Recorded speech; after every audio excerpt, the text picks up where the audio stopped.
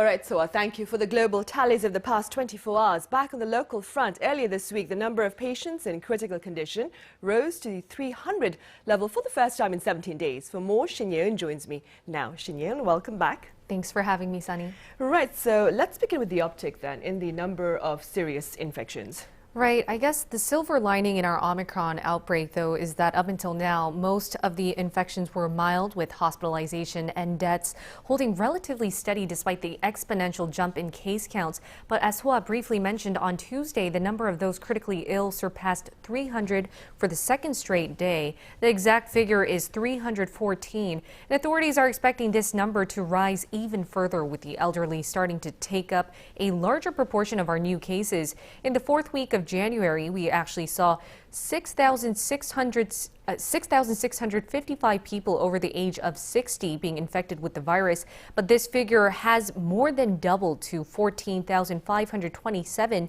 in the first week of February. And with seniors being at higher risk of developing serious illnesses, KDCA Chief Chung Eun-kyung issued this warning.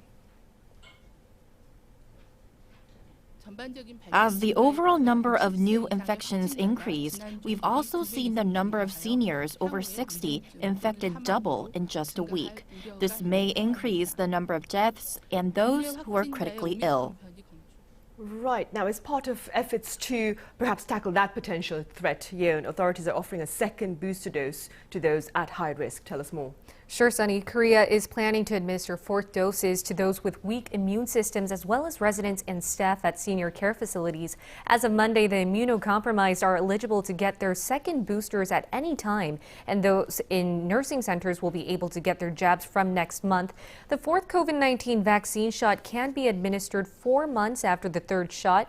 Authorities, however, did not expand their target group to include more of the population in their offer of fourth doses. Right, I see. Moving forward, YE-EUN, what's the latest with regard to the future course of our prevention guidelines? Well, the Prime Minister said the government must decide whether or not to ease measures this week. He said that small business owners have been suffering from the pandemic for far too long. And the KDCA Commissioner on Monday also agreed and said restrictions could even be eased before our current guidelines expire on February 20th. Now, some of the key rules that could be in the target of easing include social gathering caps of 6 people and 9 p.m. shutdowns for restaurants and cafes. But the KDCA chief cautioned that if measures are to be eased, they should be done so gradually. She added that authorities are considering an end to the QR code check-in system that is currently in place at most venues. And this is because contact tracing is now being carried out in Korea on a self-reporting basis. But because QR codes have also been used as vaccine passes, the KDCA commissioner said authorities are reviewing ways to introduce separate QR codes just for vaccine verification.